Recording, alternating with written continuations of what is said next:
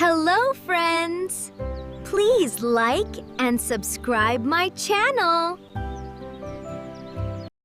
ایک سوال ذہن میں آتا ہے کہ اصلی خوشی آخر ہے کیا یہ دولت میں ہے یا سادگی میں؟ تو چلیں آج اسی سوال کا جواب ڈھونڈتے ہیں ایک بادشاہ اور ایک مزدور کی ایک بہت ہی دلچسپ کہانی میں۔ تو کہانی شروع ہوتی ہے ایک بادشاہ سے، ایک ایسا بادشاہ جس کے پاس آپ سوچیں سب کچھ تھا، طاقت بھی اور بے تحاشا دولت بھی۔ لیکن سوال یہ ہے کہ کیا وہ خوش تھا؟ ذرا تصور کریں، ایک طرف تو یہ بادشاہ ہے جس کے پاس دنیا کی ہر چیز ہے، سونا، جواہرات، نوکر چاکر، ایک بہت بڑا شاندار محل، مطلب کوئی کمی نہیں تھی۔ لیکن پھر بھی اس کی زندگی میں کچھ نہ کچھ تو ادھورا تھا۔ اور پھر دوسری طرف ایک بالکل عام سا غریب مزدور تھا، اس کے پاس کچھ بھی نہیں تھا، لیکن اس کا دل وہ خوشی اور سکون سے بھرا ہوا تھا۔ اس کے چہرے پر ہر وقت ایک مسکراہٹ رہتی تھی جو شاید اس کی سب سے بڑی دولت تھی۔ اور یہیں پر آ کے کہانی کا سب سے بڑا تضاد، سب سے بڑا سوال سامنے آتا ہے۔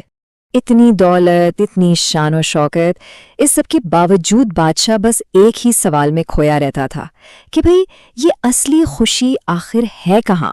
اور بادشاہ کی اس بے چینی کا جواب شاید اس کے اپنے محل کی کھڑکی سے باہر ہی تھا۔ وہ روزانہ وہاں سے ایک مزدور کو کام کرتے ہوئے دیکھتا تھا، اور وہ دیکھ کر بڑا حیران ہوتا تھا کہ یہ آدمی سارا دن سخت دھوپ میں مزدوری کرتا ہے اور پھر بھی اتنا خوش، اتنا مطمئن نظر آتا ہے، گنگناتا رہتا ہے۔ آخر یہ کیسے ممکن ہے؟ بس یہی راز جاننے کی جستجو نے بادشاہ کو بے قرار کر دیا۔ تو یہاں آ کر بادشاہ کو ایک بات تو سمجھ آ گئی، ایک کڑوی سچائی، کہ اس کے تمام خزانے، اس کی ساری دولت اسے وہ ایک چیز نہیں دے سکی جو اس غریب مزدور کے پاس قدرتی طور پر تھی، اور وہ تھی دل کا سکون۔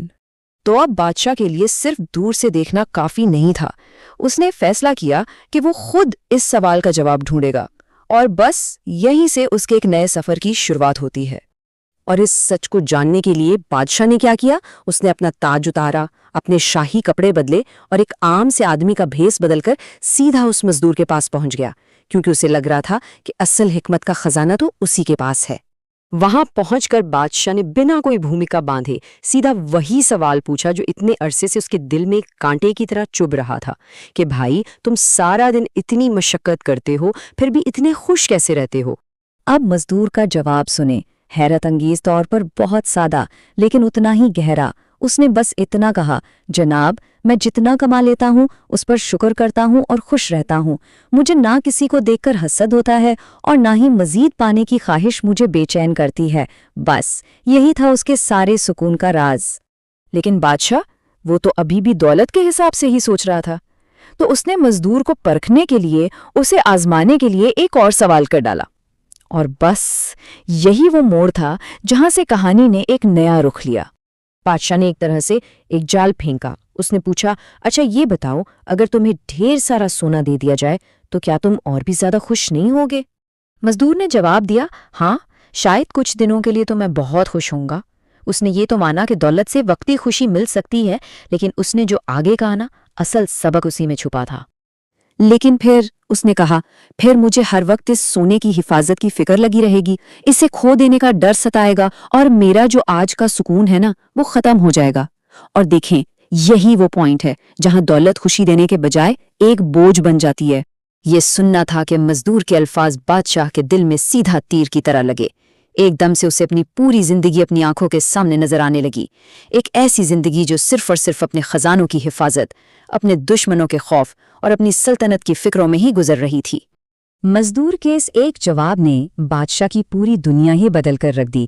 تو چلیں اب دیکھتے ہیں کہ اس تبدیلی کے بعد ہوا کیا۔ تو جب بادشاہ محل واپس لوٹا تو وہ ایک نیا انسان تھا۔ اس نے صرف سوچا ہی نہیں بلکہ اپنی سوچ کو عمل میں بھی لایا۔ وہ سمجھ چکا تھا کہ اصل دولت تو بانٹنے سے بڑھتی ہے۔ اس نے فوراً اپنی دولت غریبوں اور ضرورت مندوں میں بانٹنا شروع کر دی، اور لوگوں کی مدد کرنا ہی اپنی زندگی کا مقصد بنا لیا۔ اور پھر آہستہ آہستہ وہی دولت جو اس کی بے چینی کی وجہ تھی، اسے بانٹ کر بادشاہ کو آخر کار وہ دلی سکون ملنا شروع ہو گیا جس کی وہ ایک عرصے سے تلاش میں تھا۔ تو پھر اس پوری کہانی سے ہمیں سبق کیا ملتا ہے؟ سبق بہت سادہ سا ہے کہ حقیقی خوشی چیزیں جمع کرنے میں یا امیر ہونے میں نہیں بلکہ دل کے اطمینان اور سکون میں ہے۔ تو یہ کہانی امیر ہونے کی تعریف ہی بدل دیتی ہے نا؟ اصل امیر وہ نہیں جس کے پاس بینک میں بہت پیسہ ہو یا بہت جائیداد ہو۔ حقیقی امیر تو وہ شخص ہے جو اس پر خوش اور مطمئن ہے جو اس کے پاس ہے۔ اور آخر میں یہ کہانی ہم سب کے لیے ایک بہت گہرا سوال چھوڑ جاتی ہے کہ ہم اپنی زندگیوں میں اپنا زیادہ وقت اور توانائی کس چیز کی حفاظت میں لگاتے ہیں؟ اپنی مادی چیزوں کی یا اپنے ذہنی اور دلی سکون